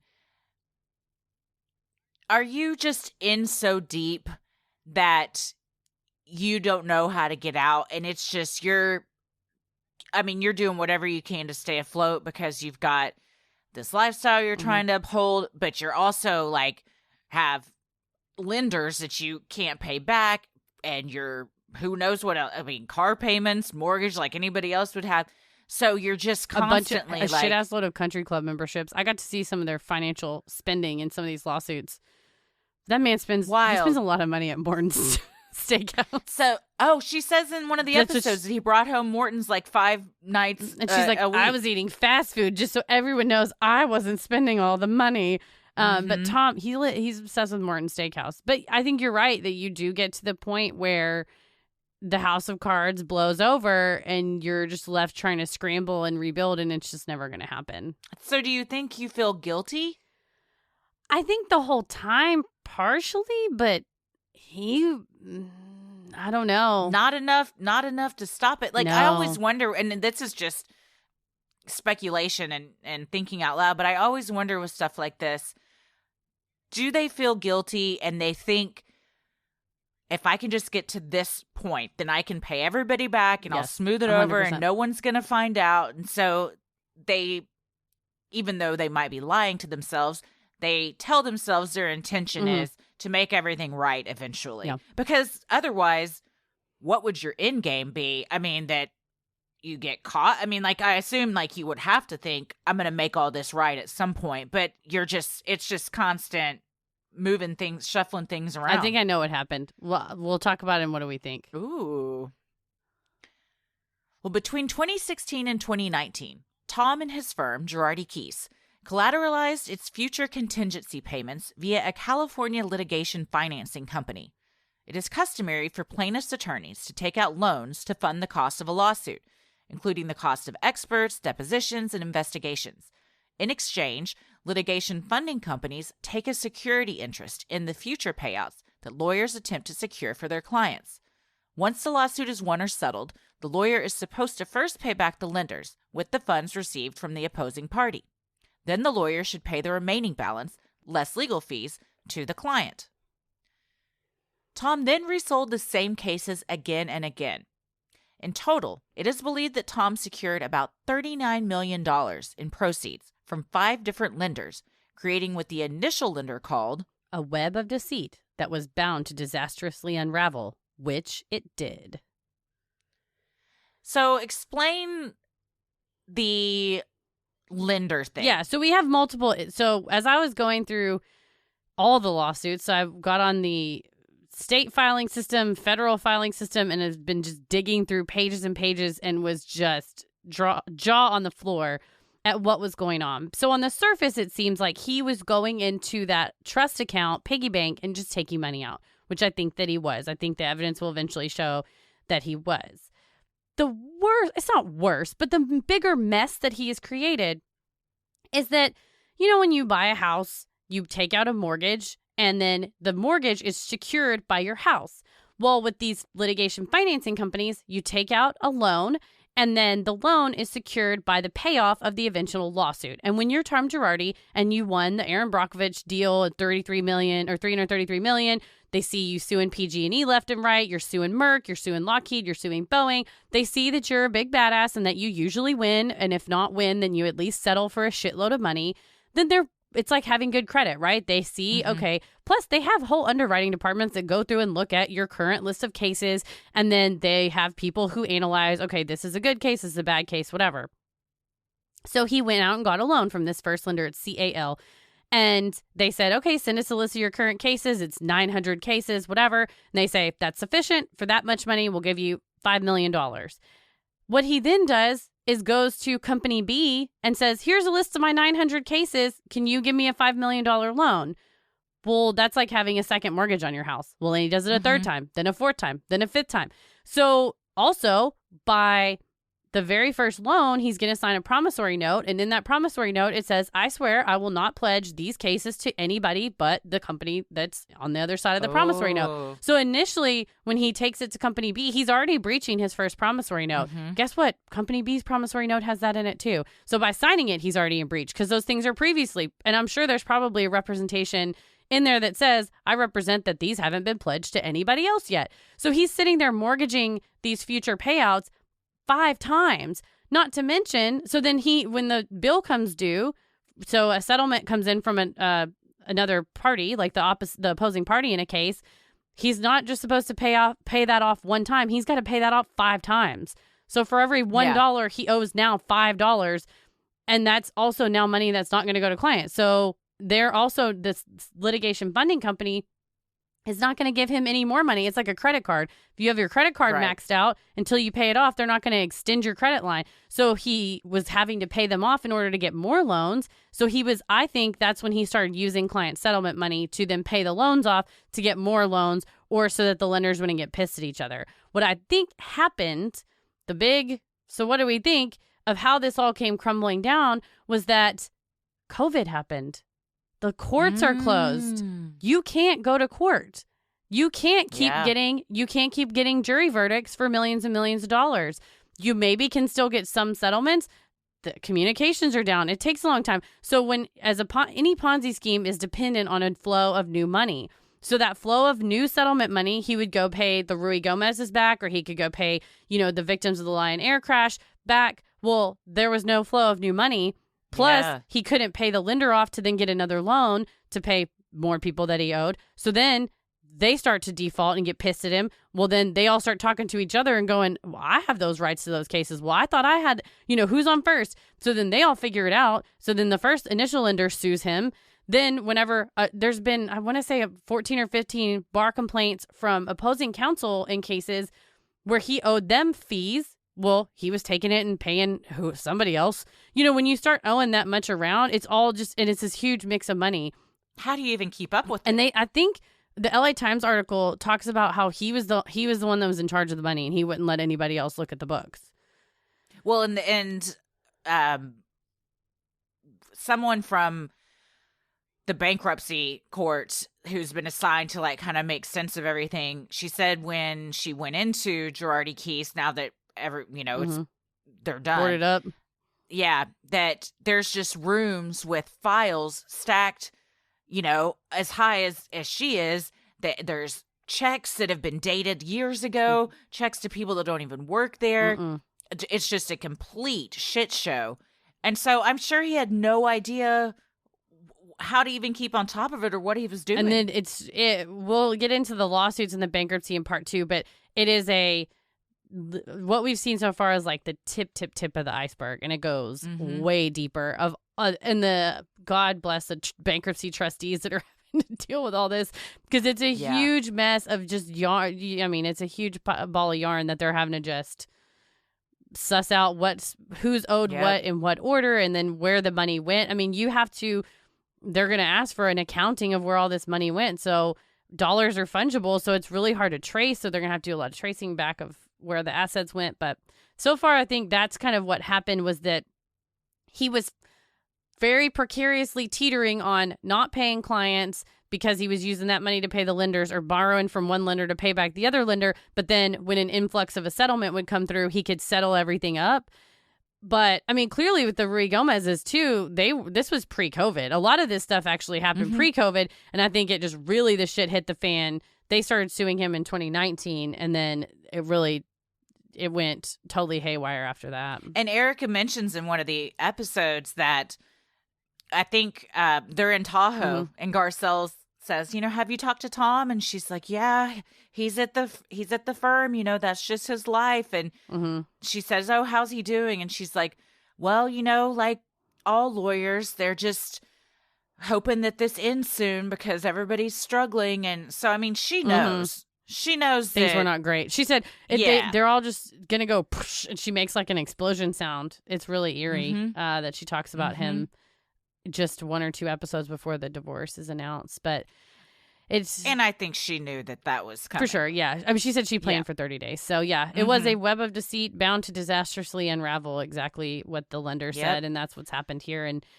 now the next episode will cover the unraveling and all the dirty deets of the lawsuit. And I bet there's stuff that comes out before we even record that we're going to have to add in, because she just yesterday finally said, I'll testify, which she had not agreed to I'm yet. Googling every single day. I do post it in the last 24 hours or post it in the last week to make sure, just like I'm doing with all of our Free Britney stuff.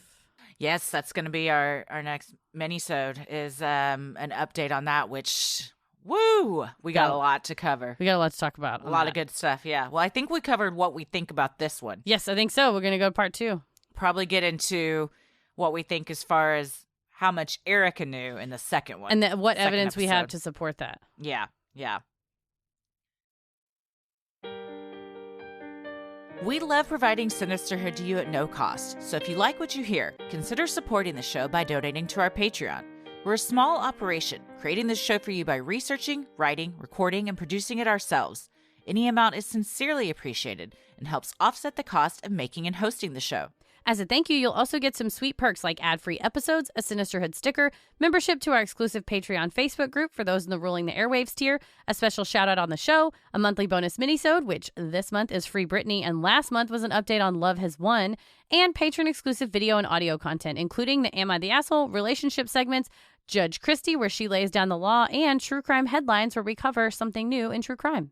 We also started Dear Sinister. That's right. It's advice. Write in with your advice and we'll give you some advice. You also now have the fun perk of access to our Discord server, where you can connect with other fans in real time and discuss the latest in true crime, share personal ghost stories, or just post adorable pictures of your pets. We'll also be hopping on occasionally and hosting monthly Q&As where you can ask us all your burning questions. And the next one is Wednesday when this will come out. So hear this. And then immediately go register or sign up for Patreon if you need to, so you can watch the Q&A. And if you're listening to this anytime after June 30th at 8 p.m. Central Time, never fear. You can go on to Patreon. You can watch all of our previous Q&As, which will be 3 of them on Crowdcast. And we're going to have another one in July. So you can catch the next one, but you can still catch up on what you missed on the last one. And we haven't done it yet, but I'm going to tell you, killer, hilarious. They're very fantastic. Fun. They're very fun. Super fun. Yes. For our patrons not in the U.S., you now have the option to pay in pounds or euros, saving you the cost of the conversion fee. Annual memberships for all tiers are also now available. Those that select this option will be rewarded with a free month of membership. For more details on all of this and specific member tiers, visit Sinisterhood.com and click Patreon on the top banner. And make sure you stick around after our sign-offs to hear your shout-out. So many of you have been tagging us in pictures of you sporting your sweet Sinisterhood merch. Keep those pictures coming. We just had a tag on the Patreon Facebook group today in our lovely cartoon shirt, with our baseball tee with our face. And if you would like to get some cool Sinisterhood swag like t-shirts, mugs, totes, and even clothes for your kiddos, visit Sinisterhood.com and click on Shop in the top banner with our all-new store launching in the next few weeks or so. Yes, we are waiting on several very cool designs. It is I'm so excited. Well worth the wait. It's going to be really so awesome. Excited. Well, the best thing you can do to help us grow is like, review, and subscribe on Apple Podcast or wherever you listen to your podcast. And please tell a friend who you think would like us to check us out. It means so much to us and really helps podcasts like us get more exposure. You can follow us on Instagram and Twitter at SinisterhoodPod and like us on Facebook at Sinisterhood. Christy, where are you at on the computer? I'm on Twitter at Christy or GTFO and on Instagram at Christy M. Wallace. Heather? I'm on Twitter at MCK versus the world and following all my favorite housewives now on Instagram at Heather versus the world. I got to go follow all mine on Instagram. Yep, I got to do that. As always, the devil rules the airwaves. Keep it creepy.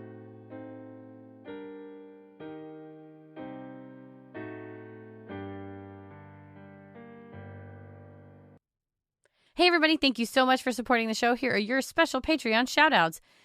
Stacey Alciani. Michael Turknet. Carrie Ann Brown. Mary Puakanen. Annika Zapp-Willis. Jacqueline Brandeber. Shai Benisti. Mona Piercy. Catherine Glovis. Aaron. Jennifer Shiriano. Chrissy Dixon. Ann Alley. Kristen Miller. Lena Johnson. Caitlin Barrington. Carly Irvine. Doreen Caston. Lindsay. Steph.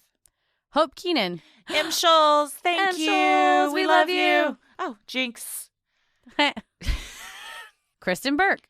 Lee Manasco Pollen. Jasmine Greer. Amber Davidson. Taylor Price. Ashley. Cameron Carruthers. Haley. Katie Andrews. Lexi King. Kate Robinson. Beth Greenway. Fallon Gold. Athena Barrett. Corey Visor. Jordan Cobb. Aditi Prabhakar. Jennifer Sanders. Taylor Ramsey. CJ Young.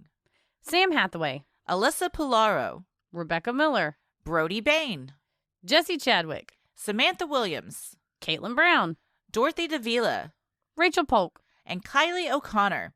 Thank you so much for supporting the show. We sincerely appreciate it. We couldn't do this without you guys. Stay safe, stay healthy, and keep it creepy. Bah, ha, ha, ha.